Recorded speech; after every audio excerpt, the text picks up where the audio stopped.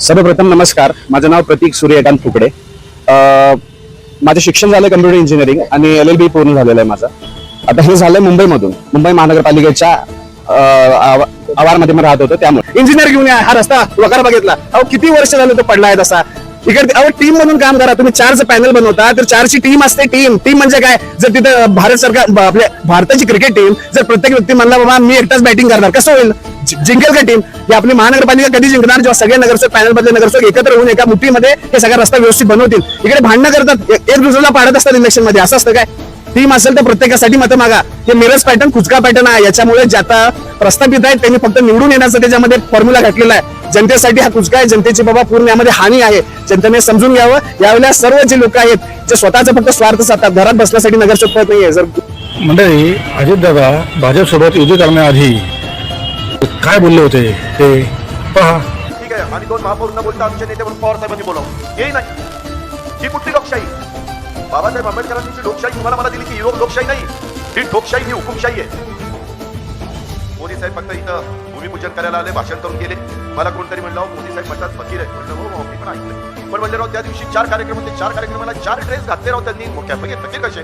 म्हणलं खरं. आणि मग त्यांनी दाखवलं त्या ह्याच्यावर सकाळी कुठला ड्रेस होता, दुपारी कुठला होता, नंतर कुठला होता, नंतर कुठला होता. तर म्हणजे ते 11-12 लाखाचं सूट घालतात, ते 4 ड्रेस घालणं काय अवघड आहे? म्हणलं त्यांना खर्चच काही नाही. जे काही मिळतं ते स्वतःवरच खर्च करायचं. बायको नाही, मुलगा नाही, मुलगी नाही, जावं नाही, कोण नाही, कोण नाही, कोण नाही. मंडळी, अजितदादा भाजपसोबत युती करण्याआधी नरेंद्र मोदी राष्ट्रवादीबद्दल काय बोलले होते ते पहा. अगर मैं एनसीपी की बात करूं तो एनसीपी पर भी करीब 70,000 करोड़ रुपए के घोटालों का आरोप है. महाराष्ट्र स्टेट कोऑपरेटिव बैंक घोटाला, महाराष्ट्र सिंचाई घोटाला, अवैध खनन घोटाला, इनकी लिस्ट भी बहुत लंबी है. इन पार्टियों के घोटालों का मीटर कभी डाउन ही नहीं होता. महाराष्ट्र के डिप्टी सीएम अजित पवार को ये बड़ी राहत मिली है, जहां उनकी संपत्तियां इनकम टैक्स से मुक्त कर दी गई हैं. Washing powder Modi, washing powder Modi, झूठ और फरेबी सब छुप जाए, संगीन आरोप भी चुटकी में लग जाए. याचा अर्थ असा होतो की तुम्ही सत्तेशिवाय राहू शकत नाही. तुम्हाला काही गरज नव्हती सत्तेत जायची, पण तुम्ही गेलात. हे दिल्लीपासून गल्लीपर्यंत सर्वांना माहीत आहे. त्यामुळेच लोकांना तुमच्यावरती विश्वास राहिला नाहीये. आमदार खासदार तर सोडाच, पण देशाच्या पंतप्रधानावरती सुद्धा सामान्य जनतेचा विश्वास राहील का नाही यात शंका आहे. अजून काय बोलतात आपल्याला? आरक्षणवरती पडणारे किडे, फुकटे, बिमटे, निळी कबूतर, लायकी नसणारी लोक. मित्रांनो, आता वेळ आणून दाखवली आहे की या हरामखोरांना दाखवायची की आंबेडकर वाद्यांची लायकी काय.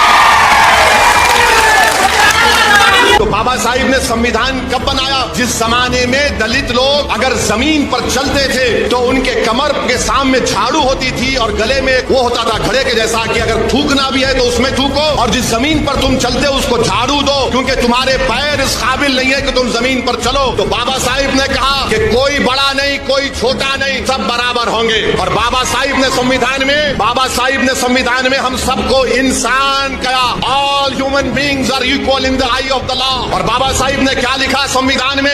लिबर्टी, आजादी, जस्टिस, इंसाफ, फ्रेटर्निटी, भाईचारगी, इसको हमको हासिल करना है.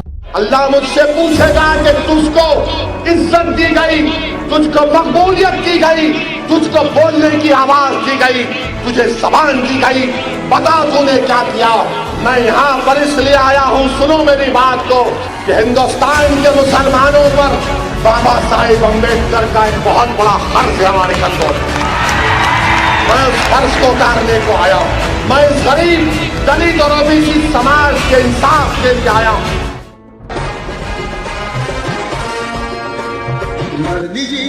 माझ्या दात्याशी, माझ्या रयतेच्या राजाशी, विरुढी चाळणी विमान शुभाच्या पायथ्याशी. थँक्यू, धन्यवाद.